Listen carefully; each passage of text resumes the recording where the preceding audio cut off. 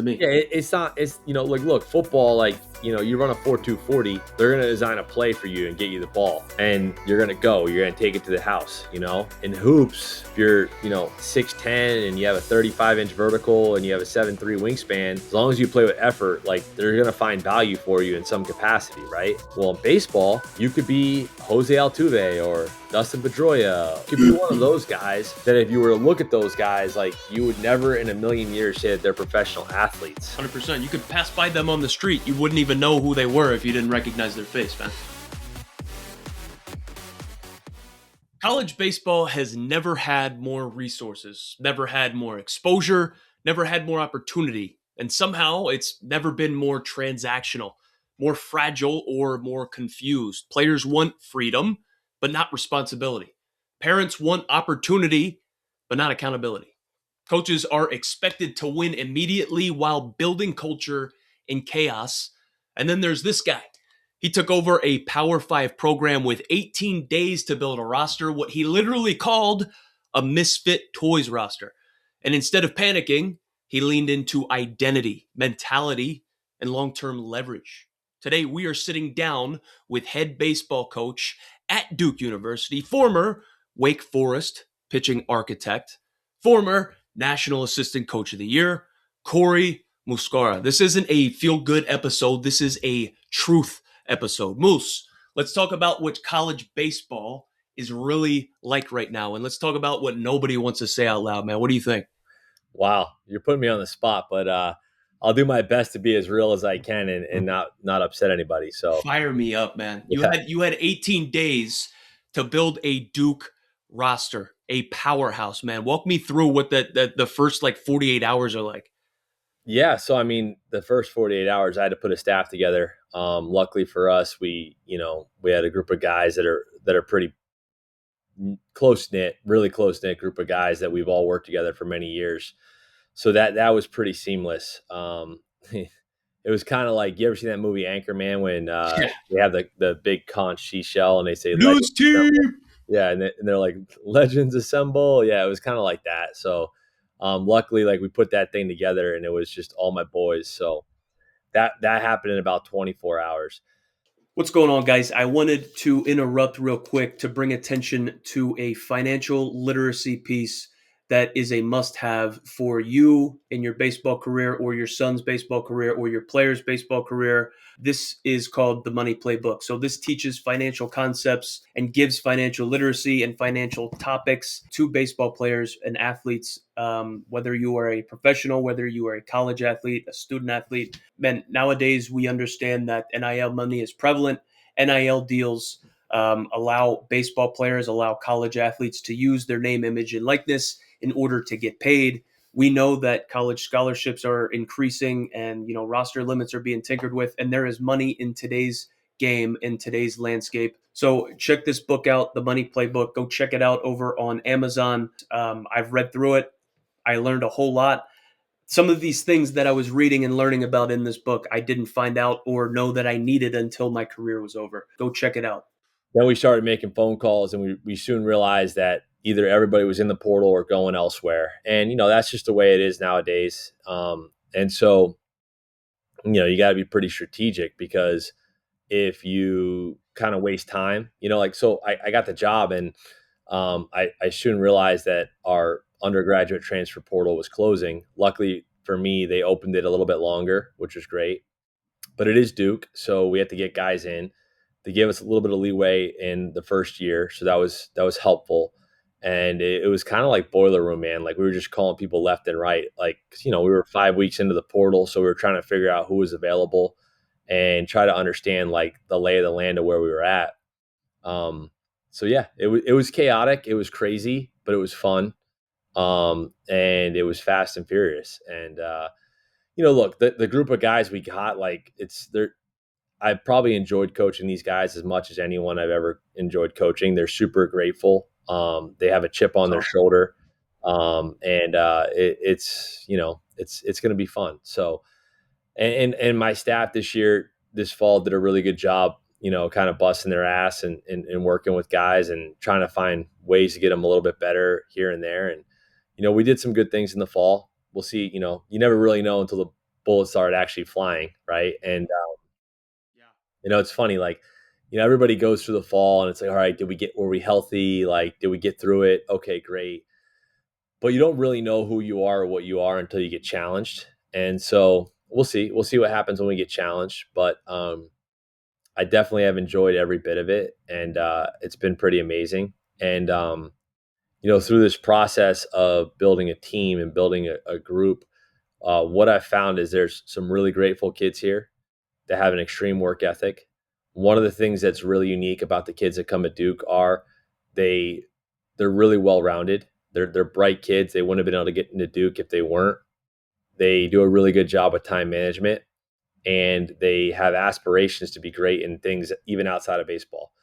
So you get a really like high fiber, high character type of kid, and they're pretty awesome kids. And the other thing I've found about Duke is the alumni network and the people that are here are special people. They're those same people that came here that really excelled both academically and athletically, and they've gone on to do great things in life. So they think outside the box. They're doers. They're thinkers. They're you know they have a lot of great ideas, and they've done a lot of special things. So I think what we're tasked with in this world today that's very transient is like how do we kind of galvanize all those alumni?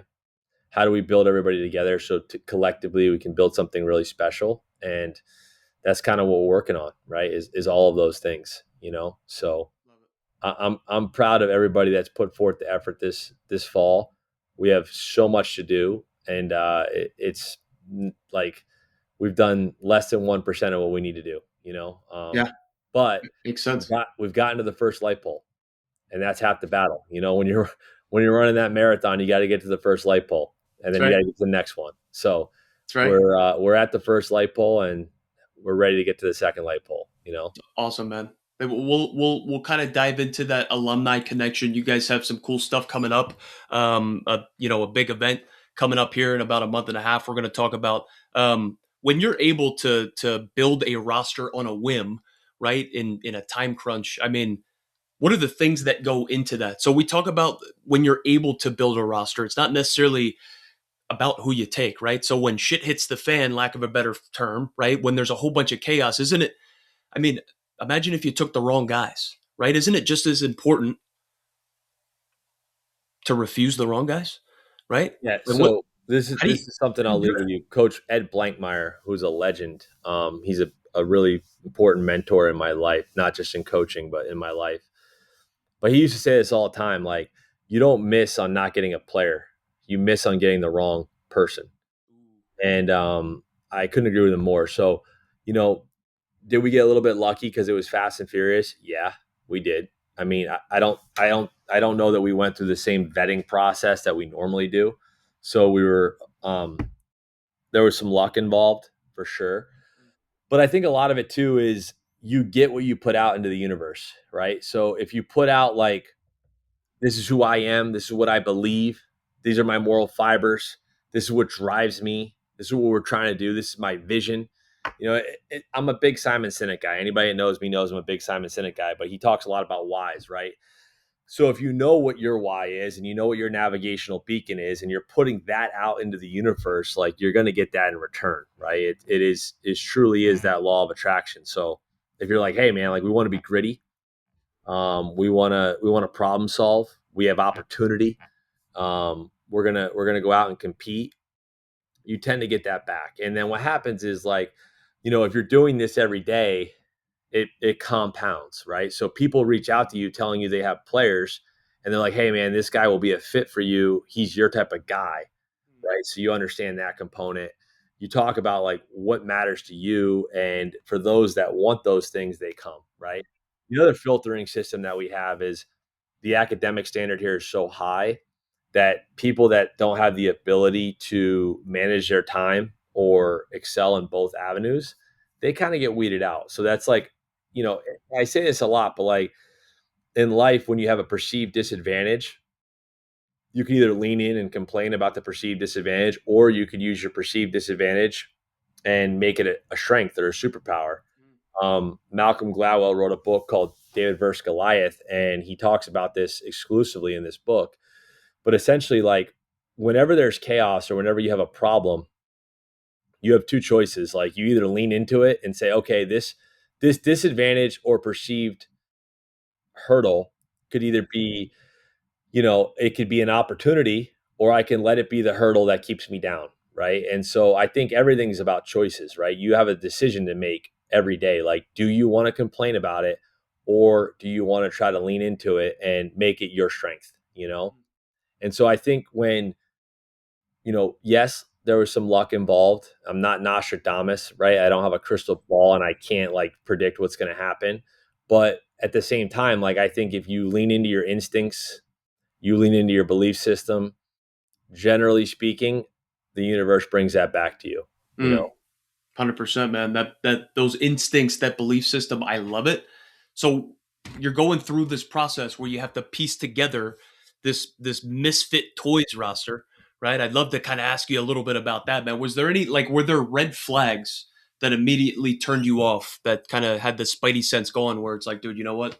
Not going to be a fit here. I mean, for me, it was mostly on the academic side, like guys that we just knew we couldn't get in academically. Um, that was pretty much what it was.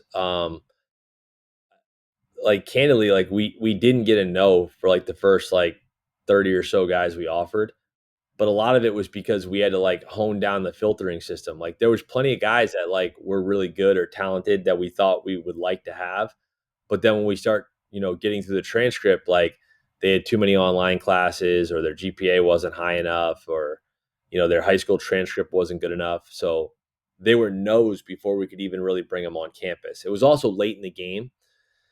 So I think because it was late in the game, there wasn't quite as many suitors for the guys we were going after, so that was helpful. Um, it's been a little bit different in the 27 class. There's guys at the whole country is recruiting everybody, right? So from that standpoint, you have more viable options for players, right? So every situation is different, whether it's the portal, the timing of the portal, where you're at in the high school recruiting, et cetera, right? Like every single opportunity is unique and different. And so, but the thing about all of this is this, like, the thing that's cool about baseball, and, this is what you built your brand on right now, is like, there's so many guys in the big leagues and great players that weren't highly touted. They were nobodies from nowhere. They weren't given a chance, and they just kept playing the game. And because baseball is a skill acquisition sport, if you hang in there with guys and you keep giving them opportunities, they start to learn how to hone in on their habits or their skills or their strategy, and they become three times the player. What's interesting about baseball is, all right, I'm going to pose this for you right now. We all sit here and we recruit, the top 200 players in the country, and everybody recruits those top 200 players. And a lot of these guys, they'll go to a school and there's, 10, 12 other top, quote unquote, top 200 players in that class that are there. And they maybe only two or three of them get to play. So the rest of them, they start to lose confidence. They start to question themselves. They start to doubt. They start to tinker. They put more pressure on themselves, and their emotional state changes. And then when their emotional state changes, they're operating in a lower frequency, and they're operating in lack. And when that starts to happen, they press, they try to do too much, and they're a shell of the player they used to be. On the flip side, you're seeing this now where kids go to a Division 2 or lower level Division 1 or whatever, and they're one of the more talented guys. So they get a little bit more runway to play, and they start to have success. They build off that success. They start to build new skills. They start to have a little bit more belief, a little bit more conviction. They start to perform. They start to play a little bit better. Now they go to these schools and they're the ones playing, you know? And that's the interesting thing about this. It's like it's this really weird juxtaposition right now where it's like, how do you find that right fit where, yeah, you want to challenge yourself at the highest level and you want to have the nicest facilities and the best conferences and all of these things, But what comes with that is there's going to be a lot more talent. There's going to be a lot more players there. And you might not get the opportunity right away. There might be five guys like you at your position. And yet everybody needs to believe that they're going to be the guy that's going to earn that time. But the reality is, the more of those there are, only one guy's getting written in the lineup, you know? So it's super interesting. Like another thing I talk about a lot is like, look, if you got drafted by the New York Yankees for the 20 years that Derek Jeter was playing shortstop and you were a shortstop, you didn't play in the big leagues. It doesn't mean that you weren't a good player, right? Like you could have been in another org and been a shortstop. But with Derek Jeter's at shortstop, you're not playing shortstop. That's right. Right now, if you're in the Dodgers organization, you're not playing first base. Freddie Freeman is. Sorry, and I can't tell you how many kids that I've had that have gotten drafted and been in pro ball that if perhaps they were in a different organization, things may have gone differently. Yeah. That's just a circumstance, right?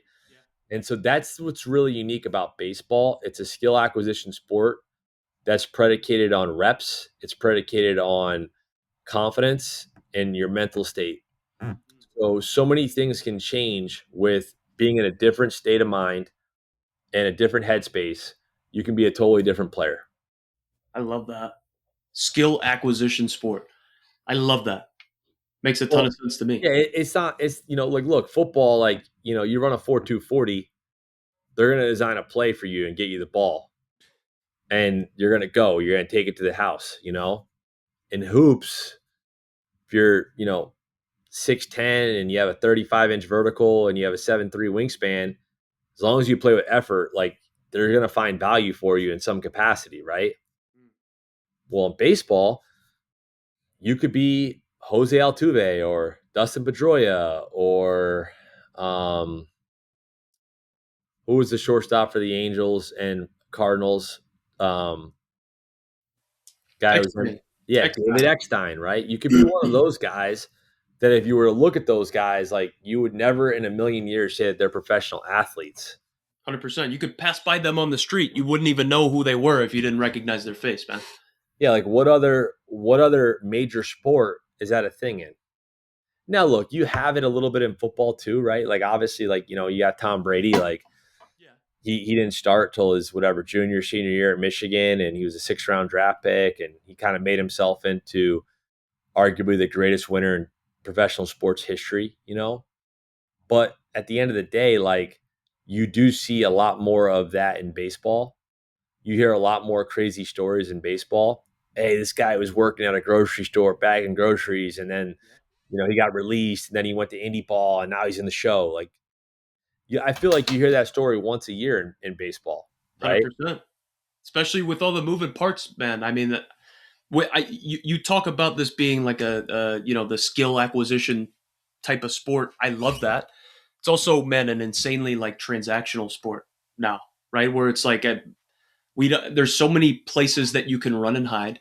We don't know who's loyal. You know what I mean? I Yeah, just but feel I think sports in insane. general is that way right now. Yeah, I don't think it's like relegated to baseball. I think it's society.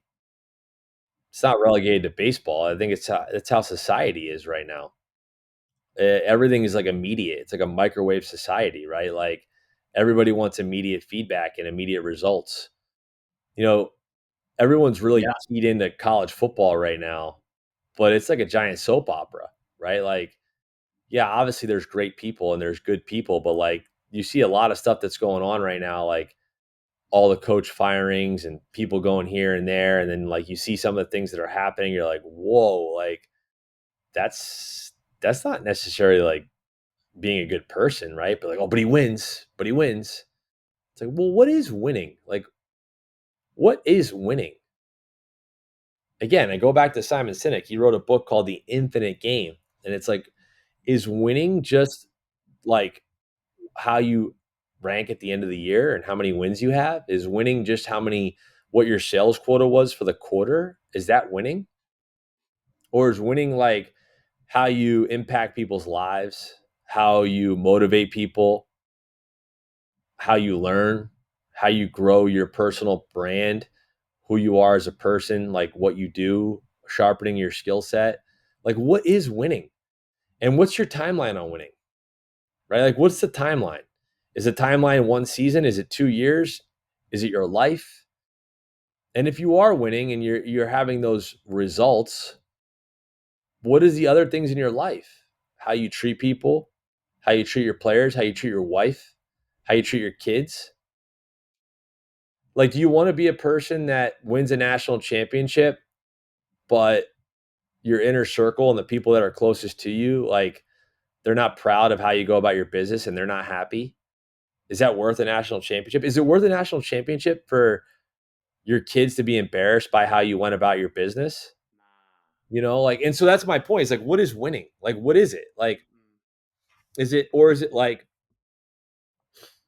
did you make a difference for somebody? For sure. Did you, and a lot of people think it's like, oh, what it's very, very rarely what you know. It's like, did you give your time to that person? Did you care about that person? Did you hold them to a standard? Were you honest with them? Were you truthful with them? How'd you live your life?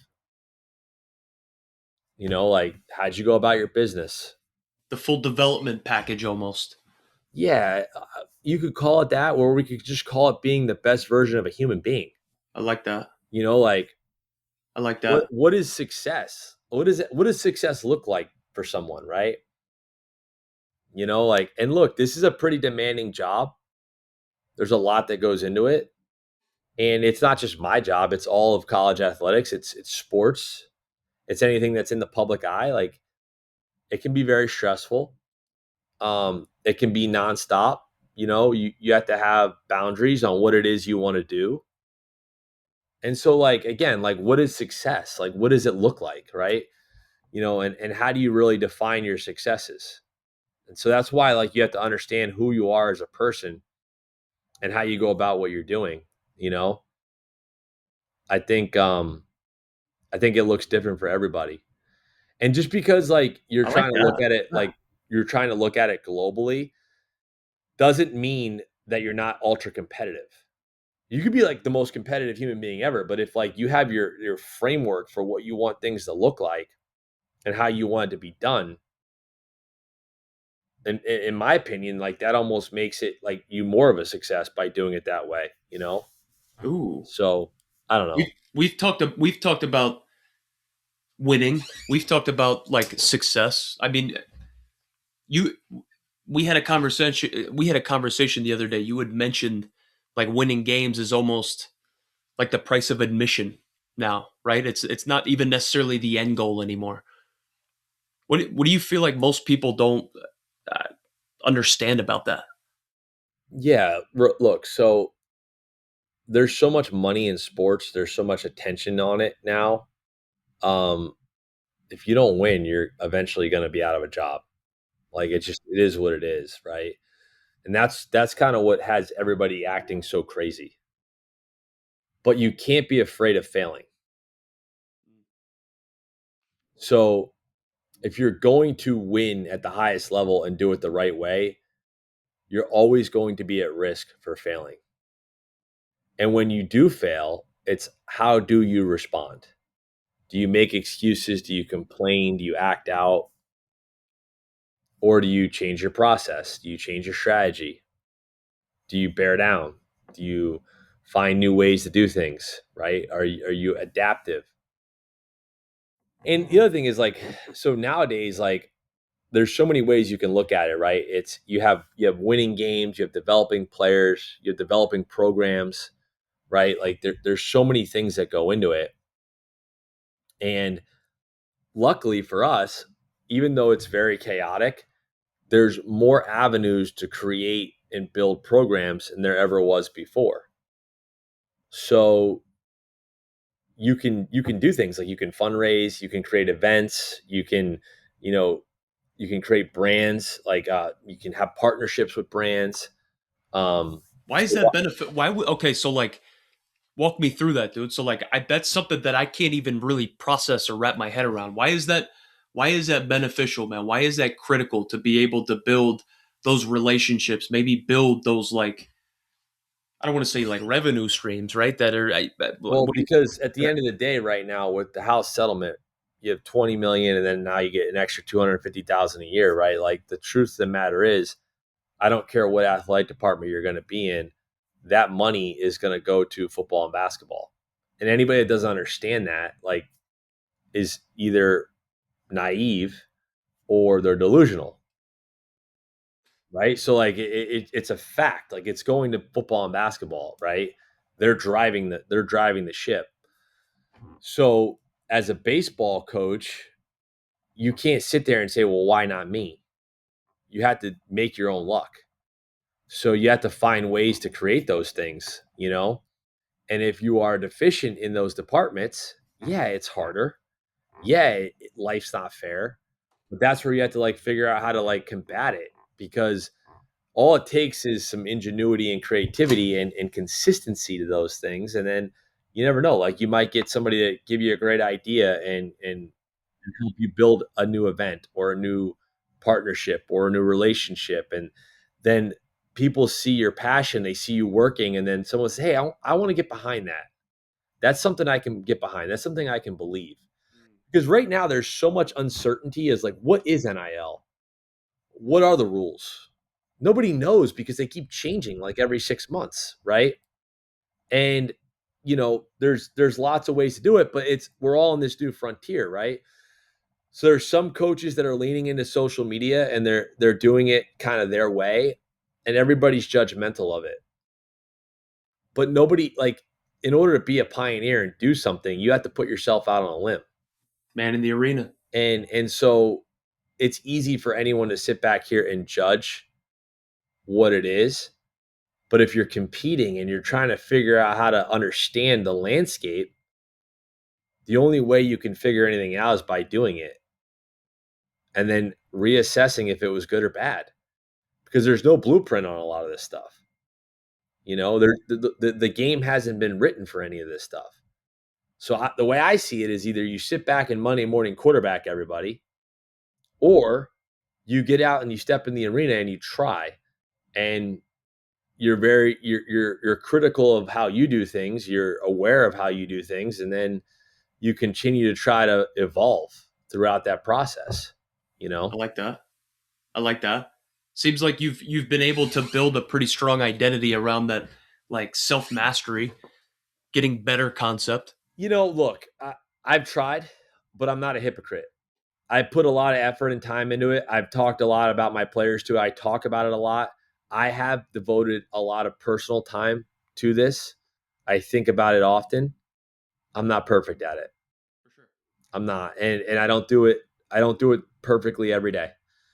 I think if you're gonna get real buy-in, you have to have that vulnerability with your players, and you have to have the vulnerability with the people that you lead, and you have to say, hey, like, this is how it should be done. I believe these to be truths. We got to all fight to kind of live these things every day, because you're constantly being pulled in so many different directions, right? And so when you're talking about coaching and building and learning and growing, there's so many ways you can do it. There's so many ways. And now we have more ways than ever. You can get players in the portal. You know, Here's what I'll say, right? I don't care where you are. I don't care what your school is. I don't care what you do. There's always an angle that you can play. You always have a card to play. Let's say you're at a school that maybe isn't the greatest school academically and doesn't really have resources. And maybe you're not very good at baseball. And you say, a lot of people wouldn't want to go there. Well, that means that there's players out there that can play there. So your pitch, your thing is, hey, I can get you into school. You have an opportunity to play. Now, how do you want to play that angle, right? Do you want to use it as a stepping stone for them to go elsewhere? That could be a niche. That could be an angle. Do you want to make it all about player development? That could be your angle. Do you want to make it about, hey, this is your opportunity to play at this level that you otherwise wouldn't have played in? I don't know. Like, there's so many angles that you could play on this, right? And again, like, when you're talking about success, it's not about you winning a national championship. It's about how you are amongst your peers, right? And so, like, let's say you're at a low level Division 1, and you have a lot of perceived disadvantages, and a player does well, they're going to take them from you. That's a fact. That's a fact. However, you might be able to get players on the kickback. You might be able to get JUCO players that can't get into other schools. You might be able to get D3 players to go up. I mean, I don't know. Like, it doesn't matter where your situation is. There's always some type of angle that you have to find, and you have to lean into it. Um, you're better off having, this is like I'm going to mess this quote up, but it's a General George Patton thing. You're better off having a good plan executed with aggression than having the perfect plan executed timidly. So like you almost need to assess the situation of where you're at and decide like, hey, this is what I think is our best chance. I don't know if it's perfect. I don't know if it's 100% right. I think this is our best chance. And then you got to go full bore at it. And then what happens is if you go full bore at whatever strategy you employ, then you can step back and say, okay, that wasn't good. I should have done this. That was this, that, and then you whittle it down, you re-engage, you go back at it again. That's how you grow. That's how you create more skills. That's how you become more adaptable. And everything you do, you can find ways to change the narrative on how this works, right? So for me, like those have always been what's driven me. Because I wasn't the most talented player. I didn't play at the sexy schools. So like that's all I've ever known, right? And 100%. I think that's ultimately what drives me. And that's why I talk about all the time how my vehicle, like baseball for me is my passion is for baseball to be a vehicle for my players to be the best version of themselves. Because I think it teaches you so many strategies. There's so much failure in it. There's so much opportunity in it. And you don't need to have like this outrageous talent. You need to have the right will, the right mentality, the right spirit. And in doing that, you'll find ways to get creative. I had a former player of mine. He started, his name is Alex Katz. Um, you probably played against him. He's a left handed pitcher at St. John's. Okay. Alex Katz. He started the company Stadium Custom Kicks. It's changed names like 2 or 3 times. I don't know all the stuff behind it, but he's still playing. He's like 35, 36 years old. The Good kid for him, man. it's still playing. He's over in like in the Middle East and playing in that Arabian baseball league right now. And you know, I asked him a couple of years ago. He seems to come and visit me at every school I've coached at since I left St. John's. And I asked him a couple of years ago, I'm like, why are you doing all this stuff? He's like, well, I started the custom kicks thing so I could just keep playing baseball. And now it's like, a successful business and I'm sustainable. And one of the things I realized is like a lot of people have to give up on their dream because they just don't have the funds anymore. He goes, so I just decided I'm going to play until I can't play anymore. And I'm going to find a revenue stream that I can do this until my arm falls off. And the dude's been playing forever, and has he been in the big leagues yet? No, but he's played in like 2 World Baseball Classics. He's been up to AAA. He's been on like 3 or 4 different organizations. He's played all over the world. He's It's awesome, financially dude. free. And it's like, It's awesome. to me, it's like, what is success? That's winning. Yeah, like what is success? Like he's living his best life. He's happy. He's not hurting anybody. He wakes up with passion every day. He's got great stories to tell. He's evolved a ton as a human being. He's as good. He's as great of a success story as anybody I know. That's And, winning. yeah, and so for me, it's like, what is success? What is it? Like, who are you? Like what? Why are you doing this? So what happens? So if like success for certain programs, right? We know certain programs have a tendency to win. If they wrap up their entire identity in wins, right, and success, if that is their only way that they identify themselves, man, what happens when adversity hits? Yeah, that like, look, this is where you cut players. This is where you just go get more players. You need displacement of blame.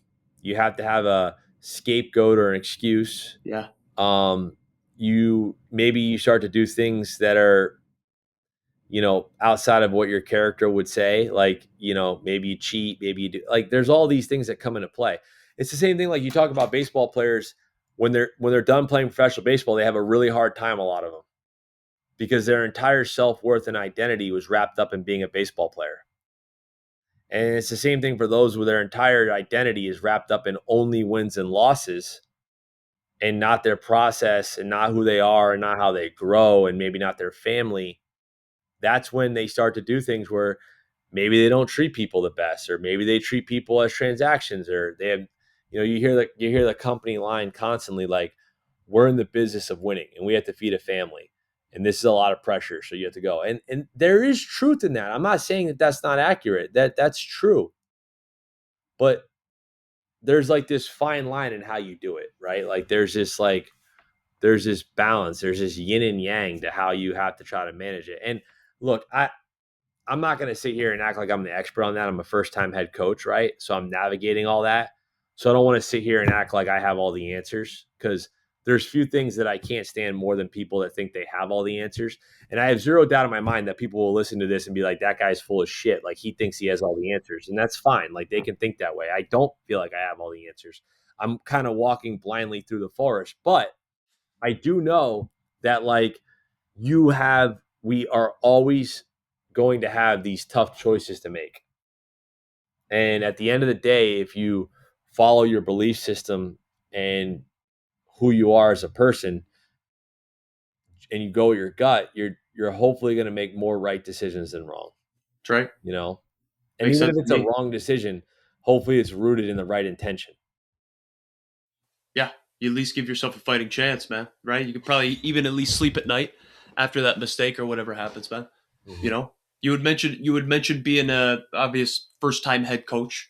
Okay, we want to be able to build like a strong program, right? Stepping into the hot seat, man. Strong programs don't obviously just win games. They build something, right? They create something that people are proud of, that people want to belong to. Dude, you had mentioned something the other day that I think is pretty cool, man. You mentioned this first pitch dinner. What is it? What's going on, and why does it matter? Yeah, so it's called the Blue Diamond Dinner now. And what we're trying to do is try to, galvanize more people that maybe haven't been involved in the program, bring new life into the program, reconnect with people that maybe haven't been in the program in years, try to get them to understand what our hurdles are and what our opportunities are. What are our challenges? How do we combat these challenges? I think so oftentimes when you look at this space that we're in, it's like when you're looking for alumni and donor support, it's almost like you want them to write a check. Like, yeah, that's nice, but like honestly, you want their passion and their spirit and their ideas involved. Because when you get great people in the room that can, provide man hours and more ideas, then your outcomes multiply, right? So for us at this dinner, like yes, like we do have to try to raise some revenue. There's no doubt, but more importantly, we need to get people in the program excited for what we're trying to do. We need to re-engage with people that haven't been in the program in years, and we also need to provide a venue or a space where we can bring people in that maybe weren't Duke baseball supporters. Maybe they just love Duke. Maybe they just live in Durham and they want a great night on the town. Maybe they're really interested in growth and they want to hear our speakers talk. Maybe we just have some really cool auction items and they get the juices going with a live auction. I don't know, right? But like we need to create an experience that makes people feel things. And we need to create an opportunity or an excuse to re-engage people, right? So it's really more about, I wouldn't necessarily call it stewardship as much as I would call it like developing relationships, putting forth the effort to say, hey, come have coffee. Because here's the thing, like with this, like it forces you to make phone calls. Hey, I'd like you to come. Let me hear about you. How's your kids? How's your family? Like what drives you? It forces opportunity. Hey, let's get coffee. Let's get lunch. So it forces engagement opportunity for conversations to exist. I If like that a lot. if you have It's professional. if you have a space where like here's our event, here's a goal we're working towards. It's a more manageable and it's it's a goal that you can attain, right? Like when you sit there and say, "Hey, we got to raise $33 million," that seems like it's Mount Everest. Like, where do I start? Like, I don't know. Like, I got to build a skyscraper. Okay. Like, well, how do we start on that? Right. So, like, you don't start by building the skyscraper. You start by, like, hey, let's have some conversation. What's our next action plan? Why don't we get together again? Why don't we get together again? You know, why don't we have an event? Like, it's little things. It's like, it's the same thing I just said to you. Like, yeah, we got to the first light pole, right? We're running a marathon here, and we have to keep getting to each light pole with a lot of energy and a lot of passion, and we have to be focused on it. And we have to keep showing up every day. If we look at this and we say we got to go run 26 miles today, that's not happening. I'm not in shape anymore to be able to run 26 miles in a day. But I can give you 2 light poles. I don't have the checkbook to write $15 million checks to you, but I can show up at your $150 dinner. You know, I don't have this, but I can do this. Hey, I can't even afford the dinner, but I have a friend that can. Hey, I want to come to the dinner, but I have something already planned. I can donate this silent auction item. So, like, everything's an opportunity. It's like, hey, oh, I can't do this, but I can do this. I can But now you have these Yeah, conversations, right? I Like, like that. and then you can give feedback. Like, hey, that event was terrible. Great. How do I make it better? You know what I mean? Now we know. Like, thank you for your feedback. I appreciate it. What should I do differently? You know, I don't know what I'm doing. Help me. Like, 100%. it's like the same adage. Like, any feedback is good feedback, right? Like, you made a horseshit call. You shouldn't have put that guy in the game. Awesome. Who should I have put in the game, and how would you have done it?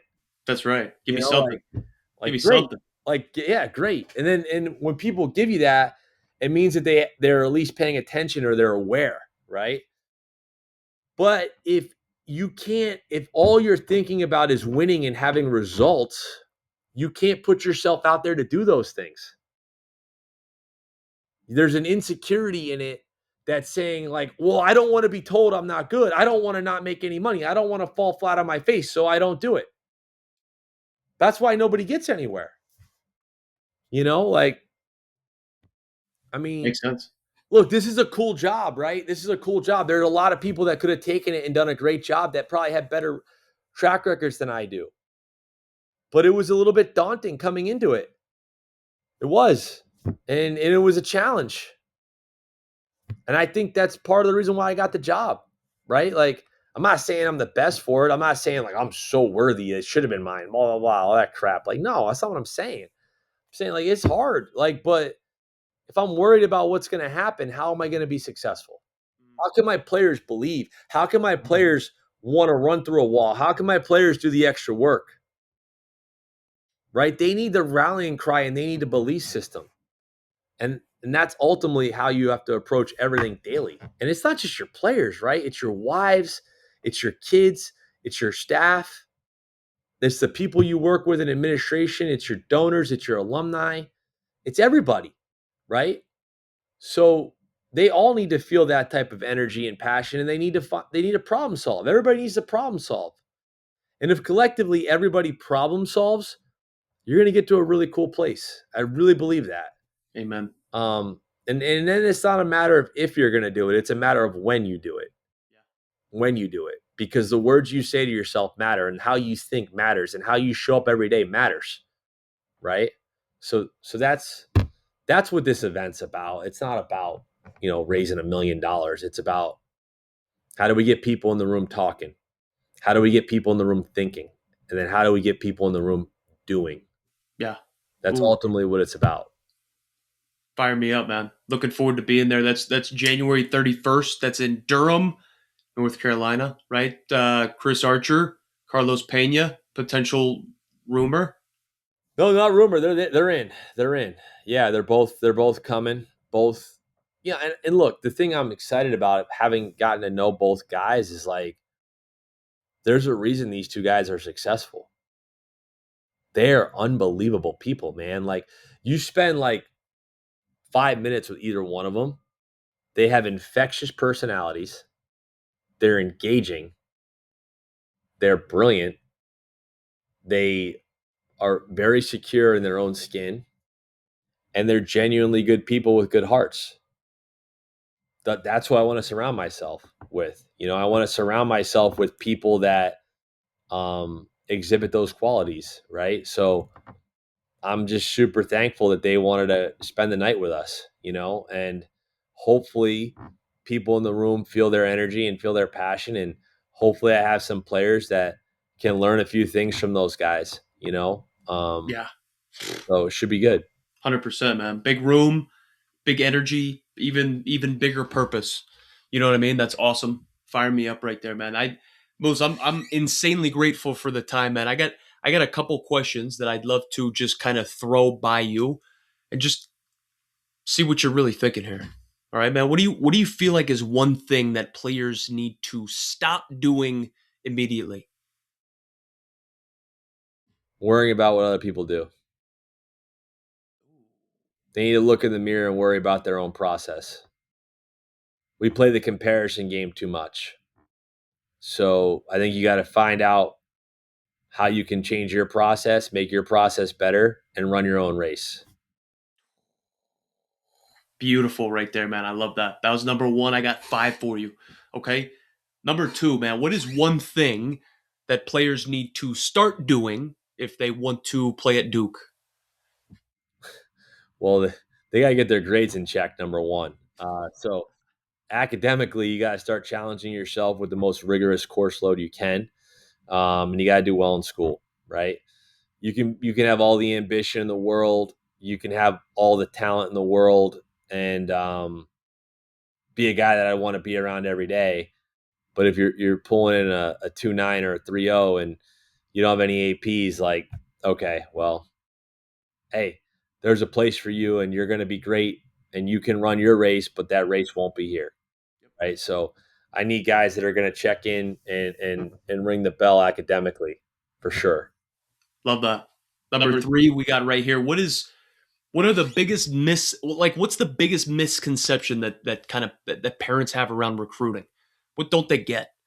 They think that they're going to play on a team and they're going to get recruited because of that. Like, and if they're not getting recruited, it's the team's fault, and they got to go to another team to get recruited and get marketed. Like, good players get recruited from anywhere, right? So, like, again, like I talked about this on the first question you asked. Stop worrying about what everybody else is doing and worry about yourself. Like, we spend so much time on getting to how many showcases. It's all about exposure. How much exposure? How much exposure? I get this much exposure. It's not about exposure. It's about making yourself a better person, a better player, right? And nowadays we have so many opportunities. You can go JUCO, you can go D2, you can go D3, you can go D1. You can do whatever you want. You can go to these places, and if you keep building your craft, I've been saying this for years. Like, you might spend $5,000 in a summer traveling and going to showcases, and you're not that good. So why don't you take the $5,000 and get on the right nutrition plan, get on the right training protocol, hunker down at home, and make yourself a better athlete and a better player? That would serve you better in the long run. Why don't you take the time that you would have been spent traveling all over the place to showcase yourself and read a book? Why don't you study for the SAT a little bit more? Why don't you get a mentor? Why don't you reach out to someone and challenge yourself? Better yet, like, you want to play competition, you want to play the highest level competition, go play up an age group. Like, go figure out the older guys in your area and just say, hey, you know what? Like, challenge me. You're a hitter. Like, so I know you went to school in Staten Island. What are you from? Long Island, New Jersey, New York? Where are you from? So I grew up in Pennsylvania. PA. Oh, that's right. You're like a Westchester, PA kid, right? That's right. I'm in North New Jersey right now. Yeah, went to college Staten Island. Yeah. Okay. Kind of all So, over. yeah, but like, so you're from Westchester, PA. Like, there's so many baseball players that have come out of that area. Like, honestly, like, if I were you, like, I would have just figured out what facility the most pro and college guys train at if I was in high school, and I would have just tried to get live ABs. Dude, that's what I did. I played for Mike Manning at All Star Baseball Yeah. Academy in Westchester. I went there because that's where everybody was supposed to go if you're nasty around the area. Yeah. Just go somewhere where there's going to be a lot of players, and like, just, you don't need to travel all over the world if you're not. Look, it's one thing if you're getting invited to like PG All American and area codes and all this stuff. Okay, fine. But even that stuff, like if you're gonna be a high round draft pick and choose your events. Go to 3 or 4 and call it a day. You don't need to go to every single one, right? Pick a team, stay on the team, play as a team, learn how to win and lose games. It's important. I feel like I say this all the time, but it's like, do you know do you know why we value starting pitching so much in the game? Like starting pitchers that have average stuff, but that can be proven to be a fourth or fifth star in the show, they sign $100 million deals. Crazy. And the reason for it is because being a starting pitcher is so much more than your stuff. The best ability is availability, right? So you got to be able to like ring the bell consistently, and that takes good choices, good habits, good decisions, right? So you have to be able to do that over a long period of time. There's a lot of moral fiber that goes into that. Also, like being a starting pitcher, you have to like learn how to navigate a game. Maybe it's first and second and the sixth is the third time facing somebody with one out. Like, are you going to roll a double play ball? Like maybe this guy's seen your sequence 3 times. Like, do you have a different bag of tricks? Do you have a different way of getting him out? The problem is today, like kids throw 2 innings, and like how they're viewed is what number they hit on a radar gun, right? Like I can't tell you how many times a guy will go out and throw and he throws 2 innings. He's like, I touched 95. It's like, yeah, you walked 3 and hit one. Like, and if you were only slated to go 2 innings, but you threw 56 pitches. Like, that's not winning baseball. Like, I'm sorry. Like, that's not good. And in the same vein, the guy that goes out there and throws 2 innings and he gets 6 outs, but he's like 80, 82. Everyone's like, see, he can't get recruited. Yeah, you're right. Like, he can't get recruited to a Division I school, but maybe he can go to a D3 school or maybe he can go to a JUCO and maybe he can keep getting stronger. And not for nothing, like if he keeps getting people out, what happens if he gets a little bit more mobile? What happens if he gets in the right training program? What happens if he fixes his kinematic sequence? What happens if now all of a sudden that guy that can really pitch, maybe he's 87, 89 in 2 years. Now he's 87, 89, but he can really pitch. It's 4 pitches for strikes. He can hold runners. Now that guy sneaks into maybe a low level Division I and he's all conference. And because he did all those things, yeah, maybe he didn't get drafted. But because he set those goals and he kept establishing goals at the next light pole, now he goes and gets a job because he learned these things that it takes to be great and it takes to be a well-rounded human being. Now that guy goes and works on a sales force. And now that guy understands what it is to be on a team. He understands what it is to be at the bottom. He understands what it is to develop a plan and have goal setting. Now that guy's leading his sales force. And then after he leads his sales force, he goes, you see what I'm saying? So like, Absolutely. it's like, we are so result driven that we've completely been devoid of process. Right. And that's the problem. Like everybody's like, we play sports to get college scholarships and then to maybe go pro. When in reality, like most people should be playing sports to learn life skills. Most people should be playing sports to like learn how to grow as a human being and learn how to be better at life. You know, I know this. I wasn't a great student, but I know that if it wasn't for sports, I would have been a way worse student because I was able to do enough because of sports, right? I was able to learn how to work in a team setting because of sport.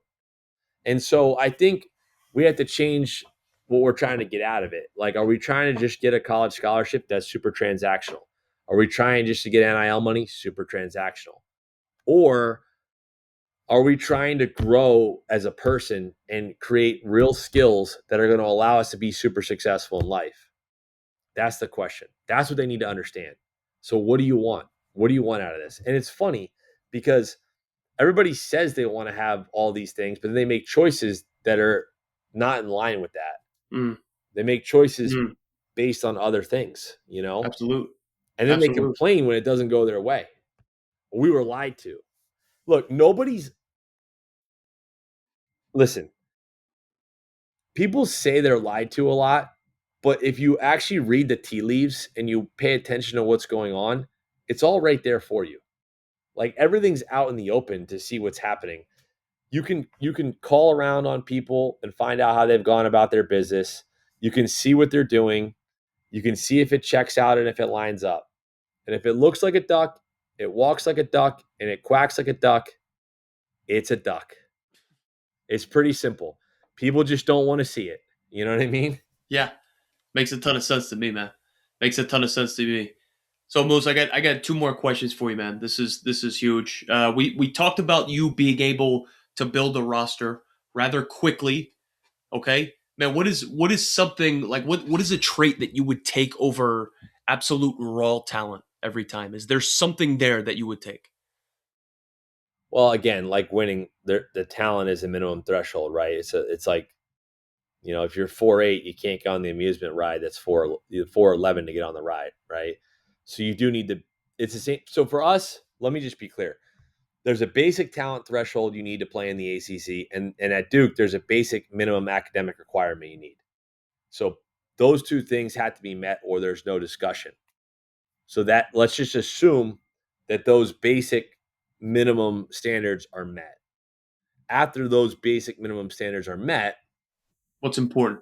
yeah, how you respond, how thick is your skin, how are you willing to grow and adapt? Like what type of learner are you? How do you take criticism? It's those intangibles, right? Like what are you willing to sacrifice? Like what are you willing to do? How are you going to carry yourself? I don't know how you can define that as one thing. I think it would be like how you show up every day, Yeah, right? Like, presence. like who are you as a person? And Makes sense so to me, man. you want to get a resilient person. You want to get a person that's got high level belief. So I would say, I don't know, you kind of hit me on the spot now. I haven't really thought through or flushed it That's what out. it's about, man. But I needed that. I guess I would say resiliency. Yeah, sweet. I love that, man. Last one I got for you here. What would be your message to a player who feels behind right now? Run your own race. Like you're behind what time? If you get into like the deep philosophical thinkers, they say time's an illusion anyway, right? So like you're behind. Behind what? Do you know where you're going? Do you know what's in store for you in the future? Do you know what your true calling is? What are you behind on? What's great? Like, look, maybe I'm not even coaching baseball 5 years from now, but maybe I'm happier than ever. Maybe I am coaching baseball 5 years from now and I've won 3 national titles. I don't know. I don't know. Like, nobody knows, right? And the second we start realizing that none of us really know, what are you behind on? You know, did you ever think you were going to be doing a podcast? Well, I mean, I thought I'd be doing something in front of a camera, right? Okay, I thought I'd be in uniform doing it, right? Did sure. I necessarily know it was going to be podcast? I mean, nah, nah. I didn't know I'd be the head coach at Duke. I couldn't have guessed it. I didn't know that I'd be living in North Carolina. I didn't know I'd have three beautiful children and a supportive wife. I mean, W. you don't really know what you don't really know. You don't know what the future has in store for you. And there's going to be setbacks and adversities and challenges for sure, right? But you don't know. You don't know what's coming your way. So what my question I'd go back to again, what are you behind on? Where are you going? Is you being behind right now what you're supposed to be? Is what's supposed to happen? And if you feel like you are behind on your goal, then why? What are you doing about it? How do you think about it? How do you talk to yourself? See, a lot of times people, oh, I'm behind. Well, why are you behind?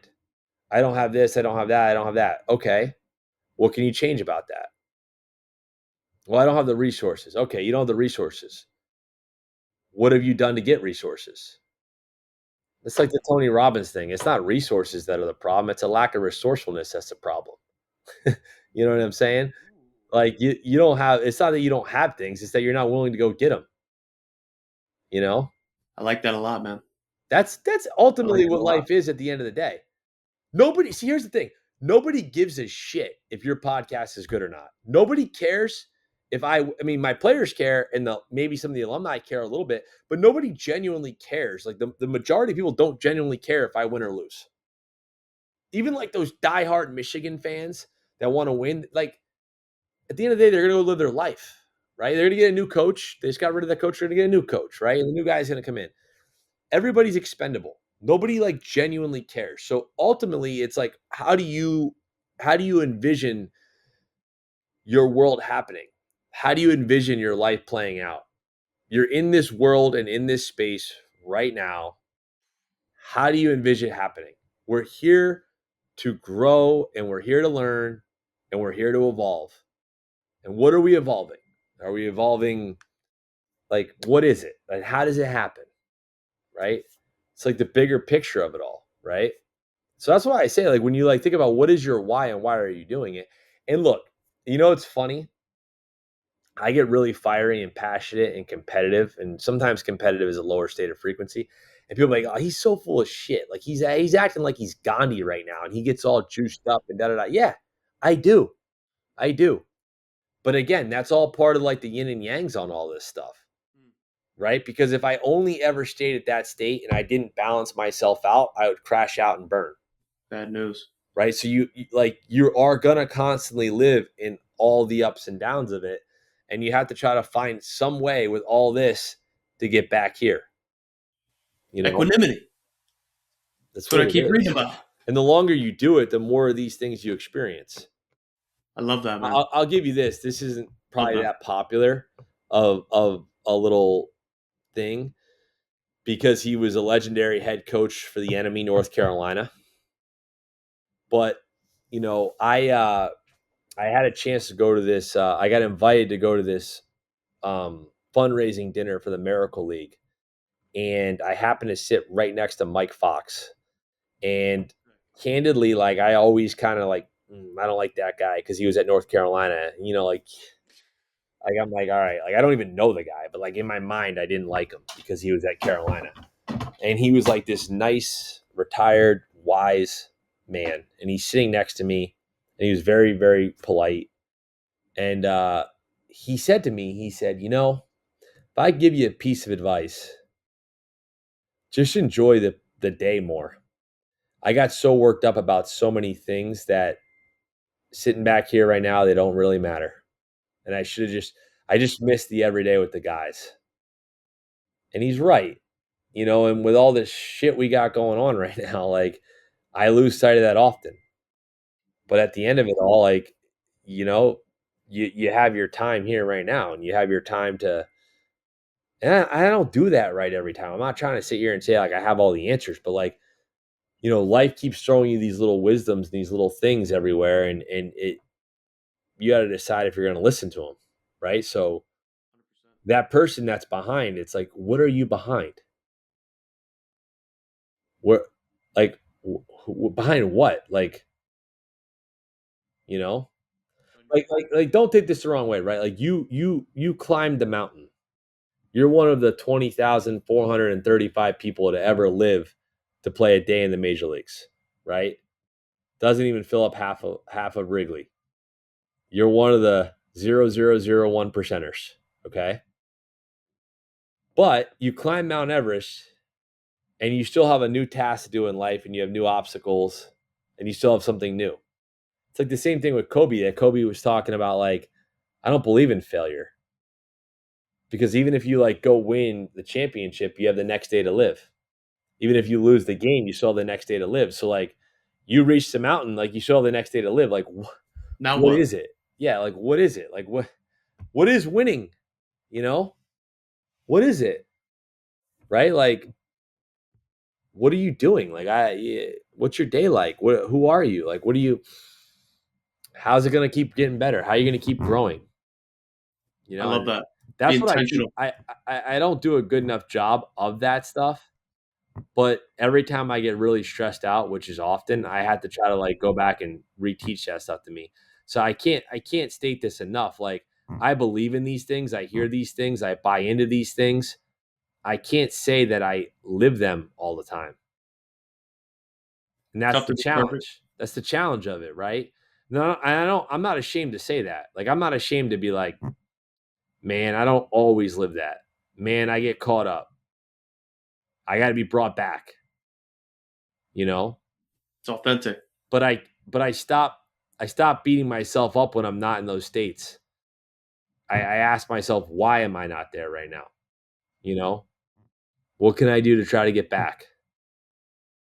But I yeah, like that, man. I like that. It fired me up, Moose. I mean, I feel like this is why people love you, man. You know what I mean? Just the authenticity. It's not it's not a facade, right? Man, you're building something real. There's a whole bunch of chaos and a whole bunch of shit going on in the outside world. I feel like you're building something real in this whole chaotic landscape, man. So I'm grateful to have you here, man. If you are a parent, if you are a player, if you're a coach watching this, man, this wasn't just about Duke, man. It was about standards, okay? It was about identity. It was about doing things the hard way, doing things the right way. All right, drop your biggest takeaway down below, please, in the comments. Share this with somebody who absolutely needs to hear it. Moose, man, I appreciate you, brother. I'm so grateful for the time, man. This was real. Looking forward to the continued success, man. absolutely. I always love being on your podcast. I'm sure we'll talk soon. Looking I forward to heard it. you tell the world you're going to be there January 31st, so I can't wait to see you. I'll be there, man. I appreciate you, Moose. Thank you for being here, man. All right, man. You have a great day. Appreciate you guys tuning in, man. We'll catch you next time.